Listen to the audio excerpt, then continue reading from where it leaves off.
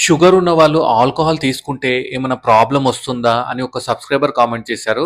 ఈరోజు మీకు ఒక 3 ప్రాబ్లమ్స్ చెప్తాను వినండి. ఫస్ట్ ప్రాబ్లమ్ ఏంటంటే నార్మల్‌గా ఏంటంటే షుగర్ ఉన్న వాళ్ళలో అరికాళ్ళ మంటలు, తిమ్మిర్లు, ఈ సెన్సేషన్ లేకపోవడం ఈ ప్రాబ్లమ్స్ ఉంటాయి గదా! సో, ఆల్కహాల్ తీసుకోవడం వల్ల ఈ ప్రాబ్లమ్స్ అనేది ఇంకా ఎక్కువగా అవుతాయన్నమాట. ఈ డయాబెటిక్ న్యూరోపతి ఏదైతే ఉంటుందో అది ఇంకా ఎక్కువగా అవుతుంది ఈ ఆల్కహాల్ వల్ల. సెకండ్ ఏంటంటే షుగర్ ఉన్న వాళ్ళకి హార్ట్ అటాక్ వచ్చే రిస్క్ కొంచెం పెరుగుతుంది కాబట్టి, ఈ ఆల్కహాల్ తీసుకోవడం వల్ల ఏంటి, ఇంకా బీపీ ఒకటి పెరుగుతుంది. అండ్ అదే కాకుండా కొలెస్ట్రాల్ లెవెల్స్ పెరుగుతాయి.